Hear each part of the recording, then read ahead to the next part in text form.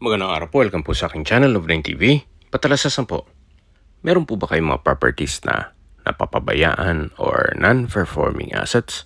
Plan nyo yung ibenta, pero wala kayong oras sa pagbibenta nito. Kung ito'y pagkakatiwala nyo po sa amin, tawag lang po kayo sa aking numero, usap po tayo, gawin ko po ng video for free. Yes, libre po, wala po kayong babayaran. Tutulungan pa namin kayong mabenta ang inyong property. Kami na po bahala sa marketing, sa boosting or paid ads. Even sa tripping, hindi na po kayo mapapagod sa pag-entertain ng mga buyers. Kami na po bahala sa lahat. Tawag lang po kayo. Nandito po tayo ngayon sa Silang Cavite kung saan meron po tayong bagong video presentation. Isang residential property na may lot area na 720 square meters at may floor area na 300 square meters more or less. Nasa loob po ito ng isang compound na may dalawang bahay kung saan binebenta rin po yan. So kung big family po kayo, naghahanap kayo ng dalawang bahay sa isang compound, ito na po yung hinahanap nyo. Yung blue house po ay na-vlog ko na rin yan. At lalagay ko mamaya sa description yung video link ng isang bahay para may basihan na kayo. Kung sakali man na maibigay nyo itong dalawang bahay. Tunghayan nyo po, napakaganda po nitong property na napakatahimik ng lugar, sariwang hangin, at malamig po ang klima. Ito po ay nasa mataas na lugar. Ang estimated elevation above sea level ay 1,593.5 feet. Malayo na rin po ito sa 14 kilometers danger zone ng Taal Volcano. Ito po ang entrada ng bahay. May trellis dito sa may living area. Ito po ng main door ay customized wooden and glass door na napaganda ng disenyo at may security grill. At dito naman po yung living area o salas na kung saan napakalaki po ng espasyo at double high ceiling. At meron pong wooden frame glass wall and door sa palibot nito. Ito po ulit yung main door. Kung meron man po kayong mga PWD or senior citizen sa pamilya, ito po yung para sa kanila. Ito yung first bedroom, napakalaki po ng espasyo. Pero customized window, may pin lamps, center lamp, wooden design po ang tiled flooring, may isang pintura ng ceiling at wall, at meron din po itong sariling toilet and bath. Napakaganda po ng disenyo. May bathroom countertop, vanity mirror with LED lights, bathroom cabinet, at wall-mounted glass shelves. Meron din po itong wardrobe from floor to ceiling po yan. Napakalaki at maayos naman po ito. Ito naman po yung water closet. At dito naman po yung shower enclosure na may hot and cold shower. Naka-tile bathroom wall na rin po ito. So lalabas po tayo para check natin ibang parte ng bahay. Ito po ulit yung first bedroom. At paglabas nyo po, meron po ditong common toilet and bath o powder room na napakaganda ng disenyo. Modern design, may urinal, may water closet, bathroom sink, bathroom countertop at vanity mirror. Labas po tayo. So dito naman po yung dining area at sa dulo yung formal kitchen. High ceiling din po ito, naka-ceiling cove design, may pin lamps, napakaaliwalas, open concept, walang partitions, at sa gilid po nito ay meron pong sliding wooden frame glass door na papunta dito sa open lanai. At balik po tayo dito sa loob. Ito po ulit yung dining area. Dito naman po sa kanto ay meron pong wall-mounted glass shelves. Then dito naman po ay may island. At breakfast nook. Meron pong cabinet sa ilalim nito. At dito naman po yung formal kitchen kung saan may built-in gas range hood, oven, at microwave. May kitchen cabinet at storage ng kitchen utensils. Lipat po tayo dito sa dirty kitchen, kung saan meron din po itong mga kitchen cabinet, range hood, gas range, stainless sink with faucet, at kitchen countertop. Dito naman po yung pantry. From floor to ceiling po yan. At dito naman po yung maid's quarter. Naka-solid wood door. Malaki naman po ang spasyo nito. May sariling sliding glass window with security grill at wardrobe.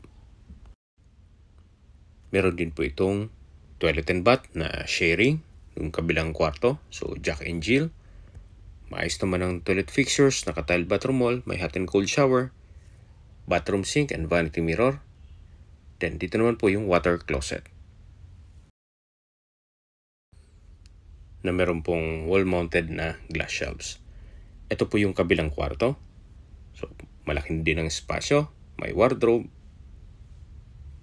Maayos naman ang pintura ng ceiling at wall. At may access door ito papunta dito sa driveway. At dun po sa dulo yung main gate. Ito po yung perimeter fence. Papunta naman yan sa dulo at sa kabilang bahay. So, balik po ulit tayo dito sa loob. Ito po yung second bedroom. Then, ito yung toilet and bath na sharing. At ito yung first bedroom para sa kasambahay. Ito po yung access door na may aluminum screen door papunta sa driveway. Mula dito sa dirty kitchen. Pasok na po tayo dito sa loob. So, balik po ulit tayo dito sa formal kitchen. Yan po yung island, then yung breakfast nook, at dito naman po yung dining area. At dyan po tayo galing kanina, yung open lanay. Meron pong hagdan dito, kung saan ito yung naka-concrete staircase, na papunta to sa mga kwarto. Check po muna natin itong first bedroom. At ito po yung master's bedroom. Napakalaki po ng espasyo. Meron po itong mga pin lamp, center lamp, wooden design ng flooring, may drawer and dresser, at may malaking vanity mirror. Then, dito naman po yung walk-in closet at yung toilet and bath.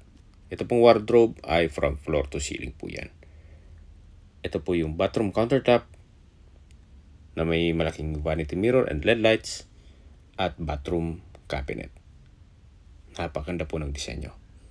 Meron na rin pong shower enclosure na naka-tile bathroom wall at hot and cold shower. May bathroom window na rin po dito.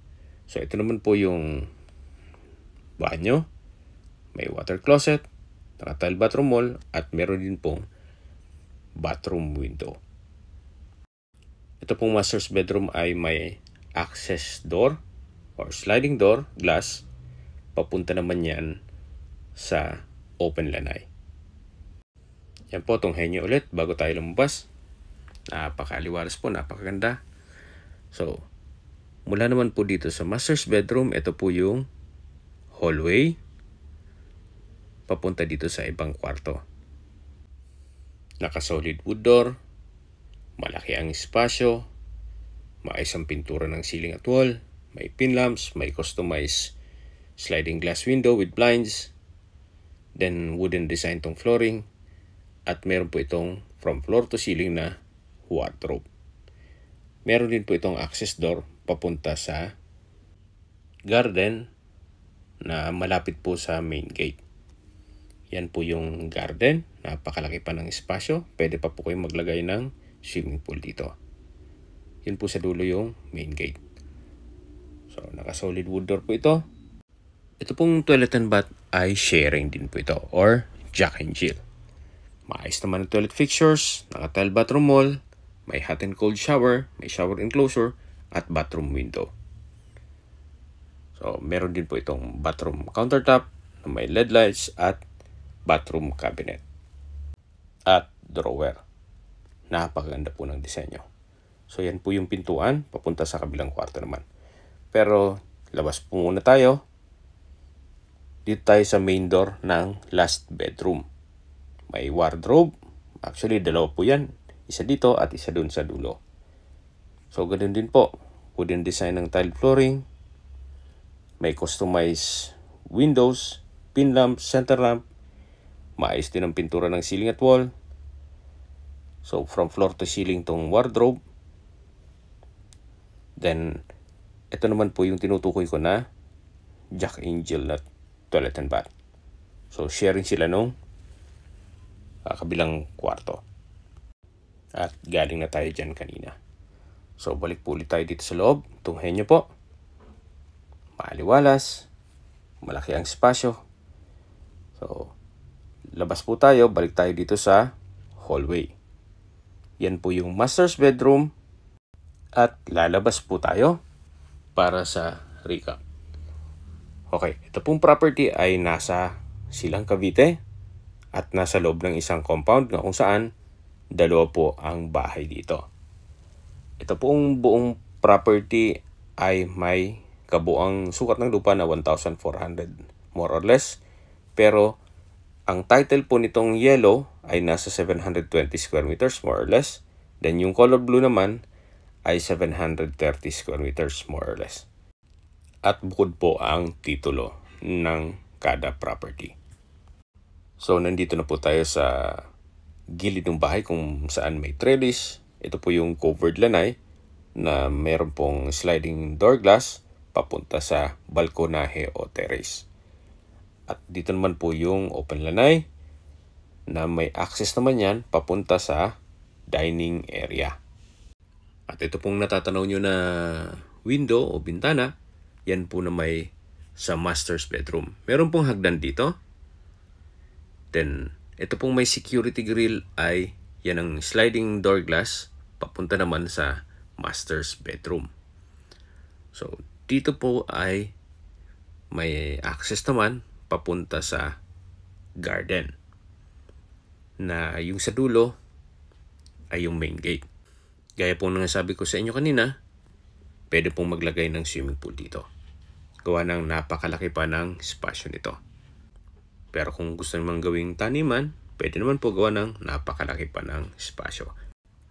Meron pong maliit na structure dito na maayos pa naman. At pwede po itong gawing stock room. Actually, meron din po itong countertop na may sink and faucet. Dito naman po sa kabila yung electric water pump. Just in case ng water shortage, wala pong problema. Habang naglilibot po tayo, pag-usapan na natin ang distance, location at travel time. Mula po sa Tagaytay, Santa Rosa Road, ang distance is 2 kilometers at ang travel time is 5 minutes. At mula naman po sa Tagaytay Flower Market, ang distance is 4.4 kilometers at ang travel time is 10 minutes. Mula naman po sa Picnic Grove, ang distance is 4.4 kilometers at ang travel time is 10 minutes. Mula naman po sa Tagaytay Rotonda, kung saan kompleto rin po doon gaya ng malls, hotels and restaurants, schools, church at hospital. Yan po yung lagi kong binabanggit sa inyo na dapat nyo i-consider sa paghanap ng property yung meron pong malapit na hospital.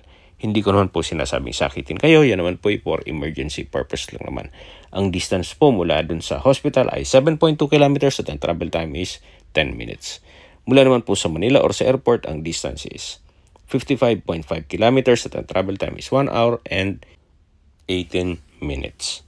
Okay, sa presyo na po tayo. Binebenta po ito ni owner sa halagang 16.8 million pesos. Net. Ibig mong sabihin, si buyer na po ang sasagot sa lahat ng taxes at expenses with regards to documentation.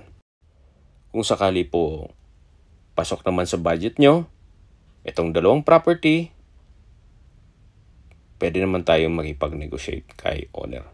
So, ang presyo po nitong color blue ay 16.8 at ganun din po itong color yellow. So, ulitin po, ito'y na-vlog ko na rin, itong color blue. At kung sakaling kailangan nyo ng video, mag-request lang po kayo sa akin at papadala ko ang link sa inyo. So, kung may mga katanungan po kayo or gusto mong paset ng tripping dito sa property to, tawag lang po kayo sa aking numero. At sa mga kababayan naman natin nasa ibang bansa, meron po akong Telegram. Sa mga iPhone user man, may iMessage. Meron din pong email, Skype, Viber at WhatsApp. Same number lang po, 0917-316-3399. Sa mga nagtatanong naman po ng aming Facebook, mayroon po aming Facebook page na Nanob9 TV at Facebook Reels Video. Mag-isuyo po, paki-like and follow na rin. Meron din po kami ibang YouTube channel na Nanob9 TV channel at AC Listings. Sana po naibigyan yung aming video presentation. Paki-like and subscribe na po sa aking channel para ma-update din po kayo sa aking future listings. Kung sakali po hanap nyo yung mas malaking sukat ng lupa, meron din po kami ibang listings na pwede nyong pagpilian. Huwag po kayong mag-atubiling tumawag sa amin, then let us know your budget para malaman namin kung anong property pwede namin i-look sa inyo. Sa lahat pong viewers, subscriber at nagtiwala po sa amin, salamat po sa suporta. Ingat po kayo lagi at yung pamilya. Maraming salamat po.